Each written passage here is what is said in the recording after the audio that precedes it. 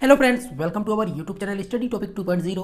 Friends, मैं भांजू आपका स्वागत करता हूं आपके अपने यूट्यूब चैनल स्टडी टॉपिक 2.0 पर।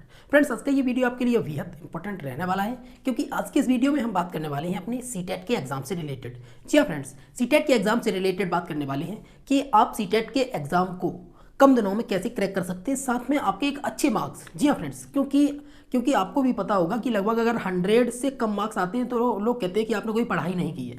तो आपके 100 एवं मार्क्स कैसे आएंगे उसकी आज हम आपको स्ट्रेटजी बताने वाले हैं। साथ में आपको ये भी दिखाएंगे कि मैंने कैसे प्रिपरेशन की थी, क्योंकि मैंने भी बिल्कुल से प्रिपरेशन नहीं की है। महज मैं 5 से 10 दिन ही पढ़ा था सीटेट के बारे में, और सीटेट को मैंने आसानी से क्वालिफाई कर लिया था, दोनों अपर एंड प्राइमरी दोनों ही। ठीक है फ्रेंड्स, तो उन्हीं सभी की चर्चा करेंगे। साथ में यदि आपको ये वीडियो पसंद आए तो वीडियो को लाइक कर देना, अपने दोस्तों में इसको शेयर भी कर देना, जिससे उनको भी फायदा हो सके कि वो लोग भी अपनी सीटेट में प्रिपरेशन किस तरीके से कर सकते हैं। तो हम इसी सभी पर बात करने वाले हैं यहाँ अपने सीटेट के एग्जाम से रिलेटेड। तो फ्रेंड्स, जैसा कि आपको पता होगा कि आपका जो एग्जाम है वो समथिंग में आपका एग्जाम दिसंबर में होने वाला है। जी हाँ फ्रेंड्स, आपका दिसंबर में एग्जाम होने वाला है, दिसंबर 2022 में। अगर आपका एग्जाम दिसंबर 2022 में होने वाला है तो आपका ये जो एग्जाम है, ये आपका एग्जाम 2022 से लेकर 2023, जैसा कि फ्रेंड्स आपको बता दें कि ये आपका एग्जाम लगभग में आपका जनवरी तक चलने वाला है। अब जनवरी तक चलने वाला है तो ये इसके काफ़ी फेजेस भी होंगे, तो उन फेजेस में आपका एग्जाम कंडक्ट कराया जाएगा।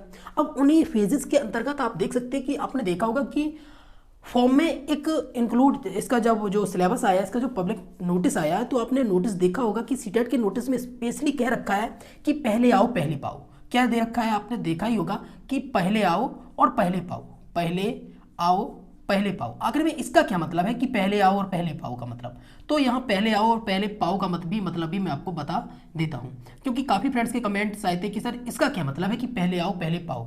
ठीक है, तो चलिए हम इसकी भी बात कर लेते हैं। तो फ्रेंड्स, जैसा कि पहले आओ पहले पाओ का मतलब यही है कि जैसे ही सीटेट के फॉर्म स्टार्ट हो, आपको जल्दी से जल्दी इसको अप्लाई कर देना है। जैसे ही आप अप्लाई कर देते हैं तो होता क्या है कि आपका जो एग्ज़ाम है वो आपका एग्ज़ाम फर्स्ट शिफ्ट हो सकता है कि फर्स्ट फेज़ में ही कंडक्ट करा लिया जाए, क्योंकि फर्स्ट फेज़ या सेकंड फेज़ में आपका कंडक्ट करा लिया जाए। साथ में आपको ये भी रहेगा कि इसमें जहां आप एग्ज़ाम देना चाहते हैं उन सिटीज़ को आपके लिए ओपन भी रखा जाएगा, क्योंकि आपको पता होगा कि जैसे ही उन सिटीज़ में ज़्यादा फॉर्म अप्लाई हो जाएंगे, क्योंकि उनका एग्ज़ाम सेंटर के लिए, तो वो ऑटोमेटिक ही यहाँ क्लोज हो जाएगी। अभी तक ऐसा नहीं होता था, तो इसलिए अब की बार में पहले आओ पहले पाओ का ऑप्शन दिया गया है कि आपका एग्ज़ाम भी पहले होगा, साथ में आपकी मनपसंद सिटी भी, मतलब आपका एग्जाम सेंटर भी मनपसंद मिल सकता है। जी हाँ फ्रेंड्स, एग्जाम सेंटर की बात नहीं करेंगे, लेकिन आपका एग्जाम सेंटर की जो सिटी है, एग्जाम सिटी जो है वो आपकी पहले मिल सकती है आपके अकॉर्डिंग। ठीक है, तो इन्हीं सभी के बाद फ्रेंड्स हम आगे बात कर लेते हैं कि सीटेट से रिलेटेड। ठीक है,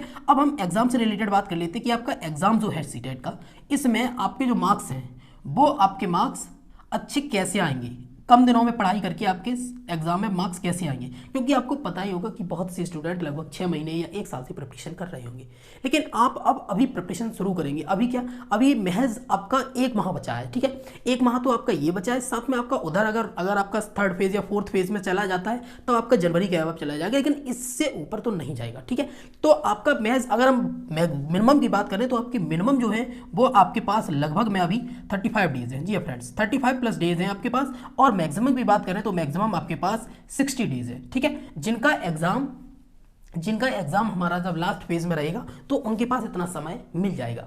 अब आपको करना क्या है, कि आपकी प्रिपरेशन बेहतर से बेहतर हो सके, तो उस प्रिपरेशन के लिए आपको एक काम करना है। देखिए क्या करना है वो हम यहाँ बात कर लेते हैं।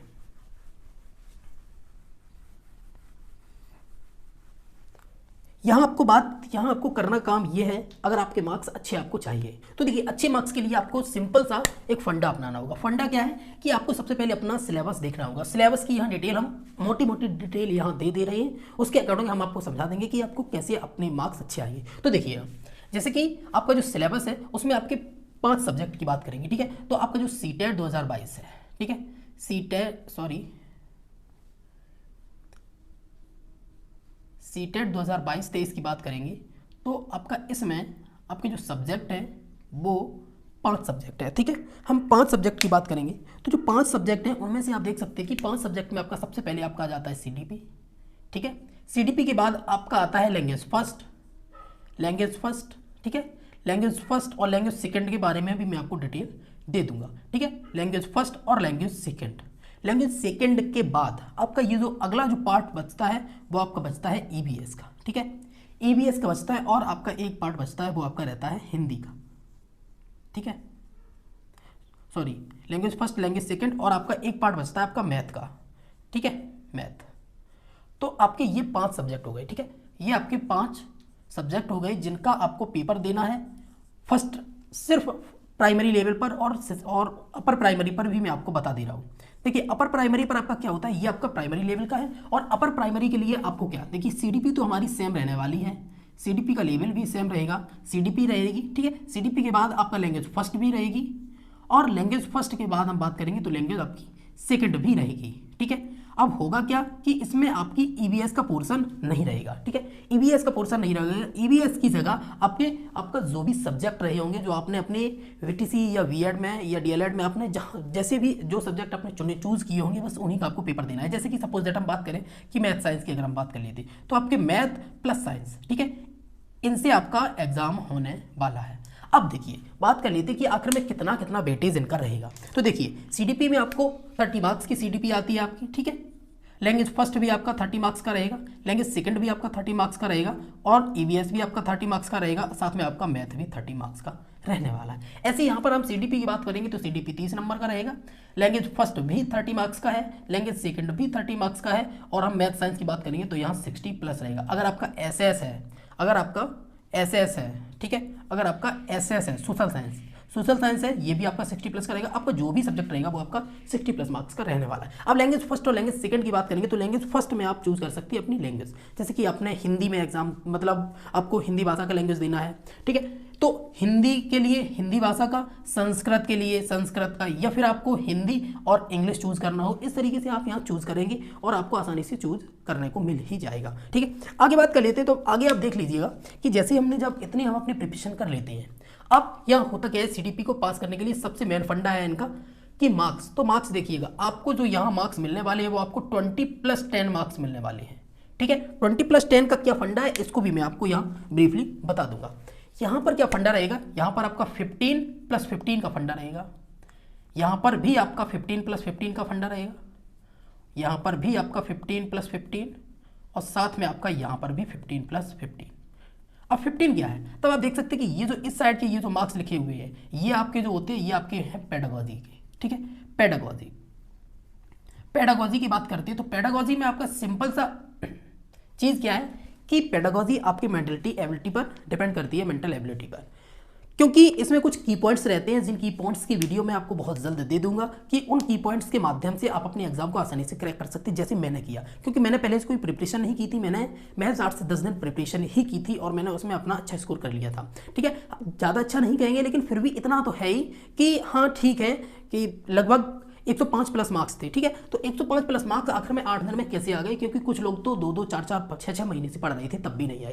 देखिए सीडीपी में सबसे अच्छा रोल रहता है वो रहता है पेडागॉजी का। पेडागॉजी में क्या है, पेडागॉजी में आपका सिंपल से जो भाषाई लैंग्वेज है बस उसी के आधार पर आपके क्वेश्चन पूछे जाएंगे, बच्चे के अकॉर्डिंग आपसे क्वेश्चन पूछे जाएंगे और उस सब्जेक्ट से रिलेटेड क्वेश्चन पूछे जाएंगे। जैसे कि हम बात कर रहे हैं कि मैथ की, तो देखिए मैथ से रिलेटेड कुछ क्वेश्चन रहते हैं कि मैथ से जिन्हें डर लगता है, जिनमें गणित की अक्षमता रहती है, उनमें कौन सा विकार होता है, तो इस तरीके से क्वेश्चंस आ जाते हैं। साथ में आपका यही कि एक छोटा बच्चा है, उसको अगर गणित समझ में नहीं आती है तो आप उसे किस तरीके से गणित पढ़ा सकते हैं, तो उसमें कुछ ऑप्शंस दे रखे होंगे, तो इस तरीके का ये पेडागॉजी का ही रहता है। साथ में आपका हिंदी का भी इसी तरीके का रहता है, इसी तरीके का ईवीएस का रहता है, इसी तरीके का आपका मैथ का रहता है। अब देखिएगा सीडीपी आप आसानी से तैयार कर सकते हैं, क्योंकि इसमें कुछ चुनिंदा ही टॉपिक है सीटेट के लिए। चुनिंदा कैसे, जैसे कि आपका वैगॉत्स्की हो गई, आपके जीन पियाजे हो गए, इस तरीके के आपके कुछ टॉपिक्स हैं जिनको अगर आप कंप्लीट कर लेते हैं तो आपका एक अच्छा मार्क्स आ जाएगा। जी हाँ फ्रेंड्स, आप जीन पियाजे वाइगॉत्स्की को ही पढ़ के चले जाएं तब भी आपका अच्छा स्कोर आ सकता है इस सीडीपी में, क्योंकि मात्र 2 टॉपिक से। और अगर आपको ज़्यादा अच्छा स्कोर करना है तो अब आपको उसके लिए अपना पूरा सीडीपी पढ़ना ही होगा। साथ में बात कर लेते हैं लैंग्वेज फर्स्ट के बारे में। अगर हिंदी की लैंग्वेज है तो आप देखिए, अगर आपके पास हिंदी है और संस्कृत है तो होता क्या है कि पिछली बार कुछ एग्जाम्स में, कुछ शिफ्ट के एग्जाम में ऐसा हुआ पिछली बार कि आपका जो लैंग्वेज फर्स्ट और लैंग्वेज सेकंड की बात करेंगे तो इन दोनों में जो क्वेश्चंस थे वो सेम थे, बस बशर्ते था क्या कि हिंदी के क्वेश्चंस और संस्कृत के क्वेश्चंस बिल्कुल सेम थे, बिल्कुल सेम, पेडागोजी के क्वेश्चन बिल्कुल सेम और आंसर भी उनका बिल्कुल से सेम था। बस था क्या कि यहाँ जो क्वेश्चंस थे वो संस्कृत में दे रखे थे, यहाँ वो क्वेश्चंस हिंदी में दे रखे थे। तो लगभग ऐसे 6 से 7 क्वेश्चंस थे जो मैच खा रहे थे। अब अगर आपके पास हिंदी संस्कृत रहेगी तो आपके 6 से 7 क्वेश्चन यहाँ से बन जाएंगे। अब देखिए 6 से 7 क्वेश्चन अगर मैच खा रहे थे तो आपका ये आपके लगभग 14 क्वेश्चन हो गए जिन्हें आप आसानी से कर सकते हैं। अगली बात कर लेते हैं हम ईबीएस में। तो ईबीएस में कुछ टॉपिक्स चुनिंदा रहते हैं जिनको आप अच्छे से कर लीजिए। जैसे कि आप देख सकते हैं कि आपका जो एनसीईआरटी रहता है, जी हाँ फ्रेंड्स, एनसीईआरटी की बात करेंगे तो एनसीईआरटी जो आपका रहता है आपका 6 से लेकर 8 तक, जी हाँ फ्रेंड्स, 6 से लेकर 8 तक की बात करेंगे या इससे पहले भी आपका लगभग 3 से लेकर 5 तक, ये आपका 3 से लेकर 8 तक मान लीजिए आप, ठीक है।